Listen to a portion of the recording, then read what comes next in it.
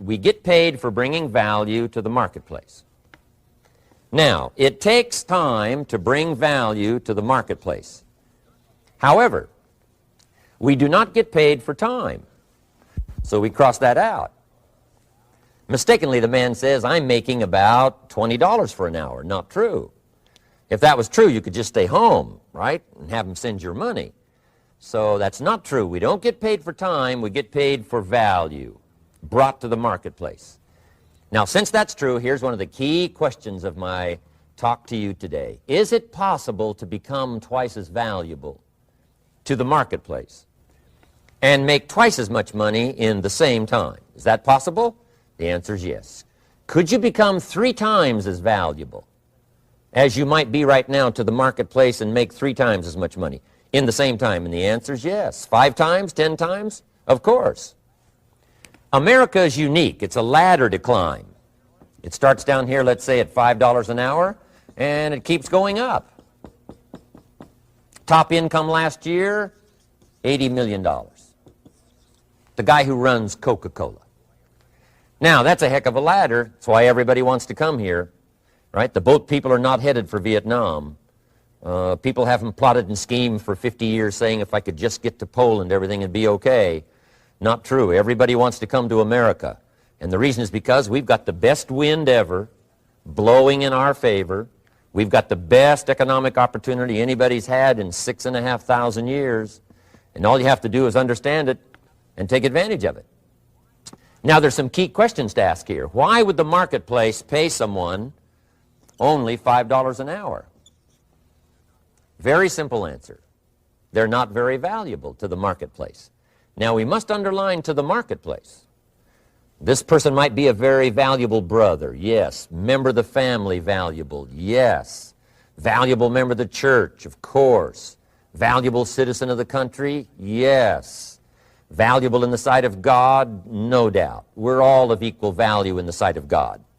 But if you're not very valuable to the marketplace, you don't get much money. You say, well, it shouldn't be that way.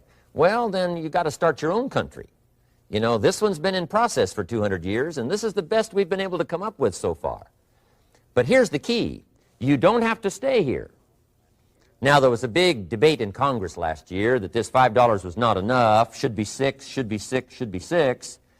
But we don't need legislation. 6 is already on this ladder.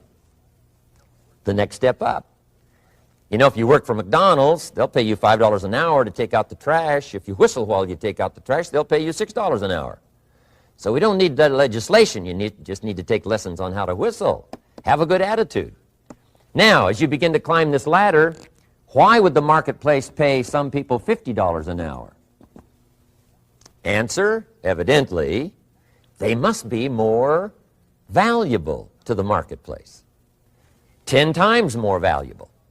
And is that possible for someone to be 10 times more valuable and earn $50 an hour instead of 5? And the answer is yes. That's what America is all about. Now, why would the marketplace pay some people $500 an hour? Evidently, this person must be much more valuable to the marketplace. That's what's important to understand, to the marketplace. And would the marketplace pay one person $80 million for 1 year's work? And the answer is, of course. If you helped a company make $1 billion, would they pay you $80 million? I'm telling you, it is possible. And that's why America is so exciting. That's why this financial ladder is so exciting. It's possible for all of this to come true for all of you, no matter where you start. As a student in school, just getting started out there in the workplace, this is all possible for you. Now, Mr. Schoaf gave me the clue on how to climb this ladder as high as I wanted to climb. Now, we're talking primarily economics here. There's a lot of other ways to become valuable to your family, valuable to your friends, valuable to the community, valuable to the team, right? Valuable to the team effort, valuable to the concert. But here's what he said to me. In climbing this ladder economically, all you have to do is work harder on yourself than you do on your job.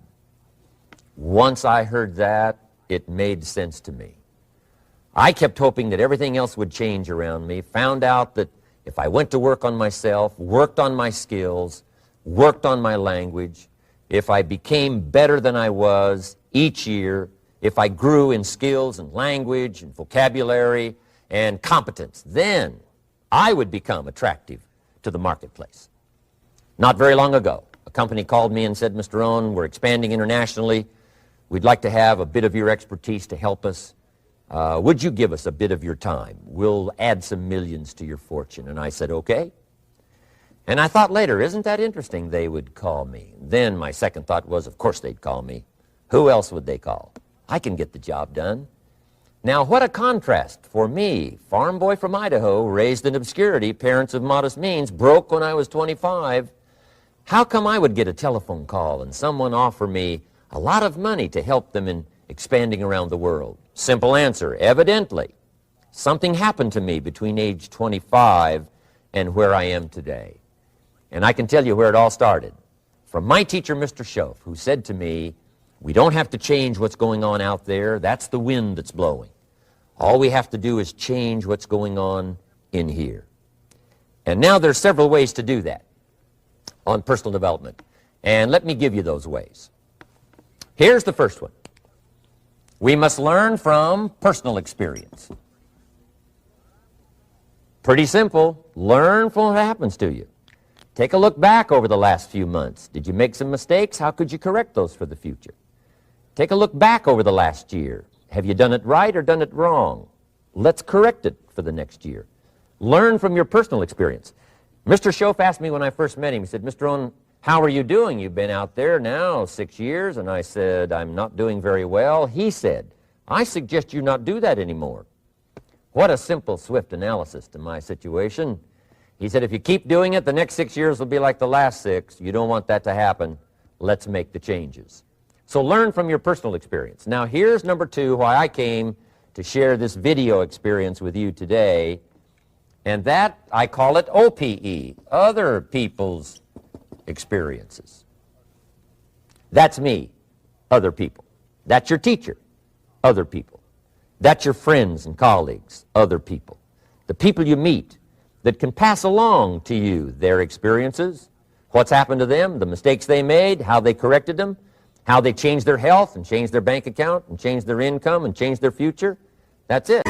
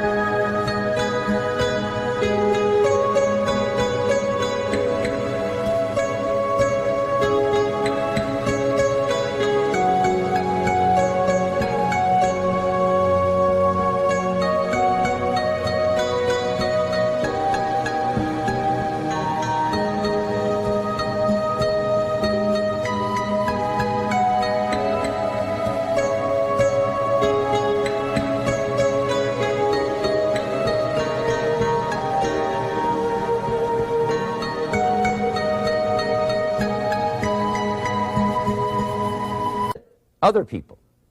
Now there's 2 kinds of people to learn from. One is failures. It's too bad failures don't give seminars, right? That would be valuable. Bring your notebook, have them tell you how they lost it all and threw it all away, threw their health away and threw their friendships away and things didn't work out well. That would be valuable. But now then we must also learn from positive, people that have done well. They've got the health, and so we ask them, how did you become so healthy? They've got the skills, so we ask them, how did you become this skillful? They've got the income, so we ask them, how did you get here in such a short period of time? So now here's what's important in personal development. In learning from other people, we learn, number 1, by observation. We learn what we see. We watch people that are successful in what they do. In sports, we watch their disciplines. In business, we watch their disciplines. By observation, what we can see. The reason I created this video was something that you could see someone's experiences translated for you. Second, we learn by what we hear. I've got some of my lectures on cassette tapes, so you can take them with you wherever you go and learn by listening. Turn your car into a mobile classroom and listen. And then listen to the sermon on Sunday morning. Listen to the lectures. Listen to the teacher. Listen to someone who's got something good to say. And then number 3 is vitally important on personal development, and that is read all the books you can possibly read in your lifetime. Mr. Schoaf got me started on my library. I've got one of the better libraries. Haven't read everything in it, but I feel smarter just walking in it. My library. At least I was smart enough to buy it. Now I got to be smart enough to read it. And then, of course, I got to be smart enough to decide what's valuable and then do it. But this one is very important. Become a good reader. Some books that helped change my life. Mr. Schoaf recommended, of course, the Bible. And my parents made sure I was a pretty good scholar by the time I was 18. That's been so beneficial for me, drawing from those illustrations. Reading about those stories, people who made it and people who didn't make it and what the difference was. And then other books that helped to really change my life. One called Think and Grow Rich by Napoleon Hill. And then a book that helped me become financially independent by the time I was 31. And that book is called The Richest Man in Babylon.